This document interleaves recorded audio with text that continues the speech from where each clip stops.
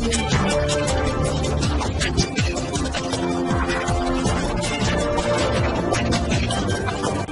भारत, केवल खबरें और कुछ नहीं।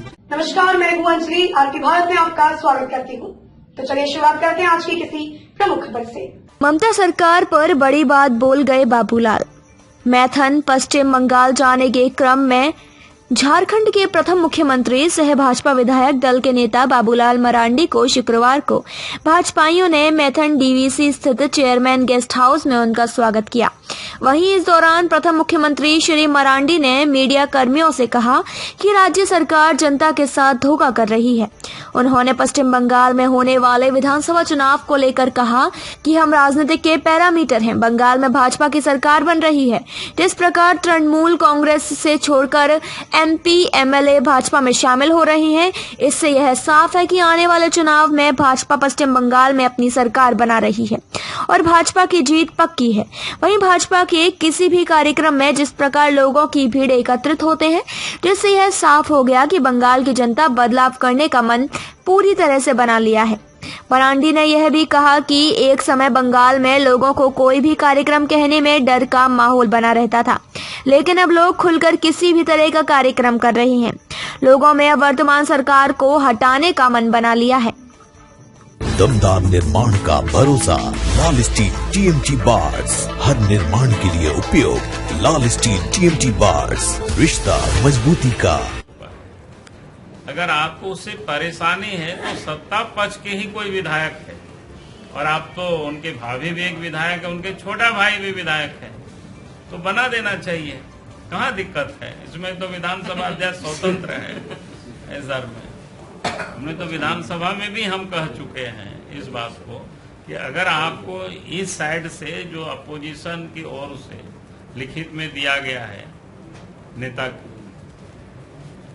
की सूचना, लेकिन अगर उससे आपको आपत्ति है या सरकार को आपत्ति है, तो फिर उसी साइड से हमने कहा कि उनके भाभी भी विधायक है, उनके भाई भी विधायक है, बना देना चाहिए किसी को। क्या दिक्कत है? आप सर बंगाल दौरे पर जा रहे हैं, क्या लग रहा है सर बंगाल में? अभी तो जा ही रहे हैं, लेकिन मैं राजनीतिक जिसको बोलते हैं ना पैरामीटर, उसको हम लोग जो नापते हैं, उसका 2-3 सूत्र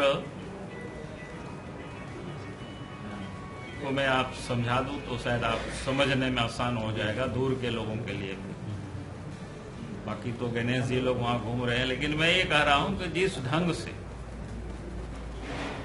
तृणमूल कांग्रेस के एमपी, मिनिस्टर, एमएलए रिजाइन करके और भारतीय जनता पार्टी की सदस्यता ग्रहण कर रहे हैं,